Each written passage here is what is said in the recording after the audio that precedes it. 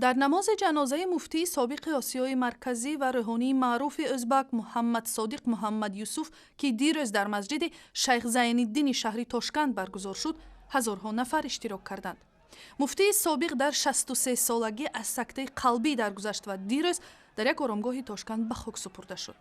در شرح مرگ مفتی اولین پساشوروی مسلمان‌های آسیای مرکزی گفته می شود که به هنگام بازی بسکتبال در تالار ورزشی دانشگاه اسلامی تاشکند دچار سکته قلب شده است. محمد صادق محمد یوسف را یک دانشمند با اعتبار دین اسلام میگویند که مدت با فعالیت‌های سیاسی هم مشغول بود. درباره کارنامه او و هم جزئیات دیگر زندگیش صحبت داشتیم با سراج الدین اسلام، شارح رادیوی آزادلیک، بخش ازبکی رادیوی آزادی در شهر پراگا.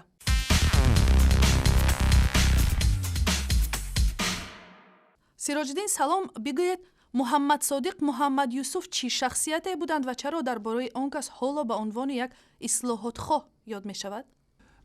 محمد صادق محمد یوسف بدون شک معروف ترین عالم مذهبی در قلمرو ازبکستان می باشد. نه تنها ازبکستان بلکه آسیای مرکزی گویم می شود.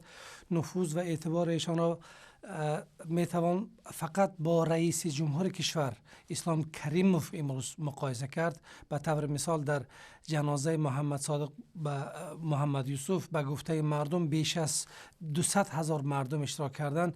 ایشان در 20 سال آخر بیش از 120 کتاب تالیف کردند که یگان عالم مذهبی در قلمرو شوروی سابق به این اندازه پرثمر نبوده.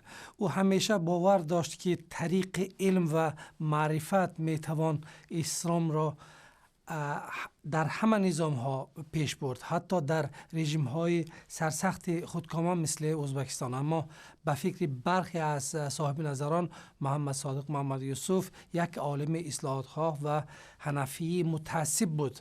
این البته بیش از تحفین چیز دیگری نیست. در دوران شوروی محمد صادق محمد یوسف یک شخص با نفوذ دینی و دولتی بودند. چی شد که یک باره از صحنه کلان دور شدند؟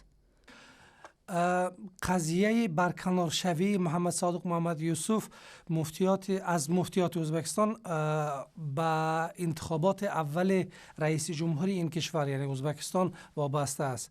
سال 1991 محمد صادق محمد یوسف آبروی به اندازه را داشت، یعنی حتی رئیس جمهوری این کشور اسلام کریموف این آبرو را نداشت. همان زمان اسلام کریموف به کمک و دستگیری شیخ محمد صادق محمد یوسف نیاز داشت، ولی مفتی خود را از جریان‌های سیاسی بعداً خودش برکنار کرد و بعداً این باعث شد که فشارهای زیاد از طرف اسلام کریموف به سر محمد صادق محمد یوسف بیاید. او سال 1994 مجبور شد کشور را ترک کند و چند سال در ترکیه و لیبی زندگی کرد. در این مدت کریموف موفق شد رژیم خود را مستحکم کند، یعنی از همین لحاظ اسلام کریموف نیاز به محمد صادق محمد یوسف نداشت. و درباره شاگردانشان چی گفته می توانید؟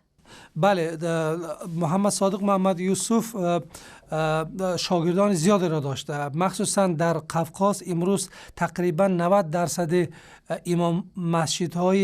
امام‌های مسجدها شاگرد ایشان می باشند. حتی رئیس جمهور اول چچنستان پدر رمضان قادیروف شاگرد محمد صادق محمد یوسف بودند. غیر از اون در خود ازبکستان مفتی امروزی ازبکستان یا امام خطیب شهر تاشکند نیز شاگرد محمد صادق محمد یوسف می باشد. با گفته بعضی از کارشناسان محمد صادق محمد یوسف بیش از 3,000 نفر شاگرد داشته که امروز اکثر آنها نفوذ زیاد دارند، نه فقط در ازبکستان بلکه در کشورهای همسایه نیست، مثلا در جنوب قرقیزستان و قزاقستان و ترکمنستان. تشکر. به سوالهای ما سراج الدین اسلام، شارح رادیوی آزادلیک، بخش ازبکی رادیوی آزادی پاسخ دادند.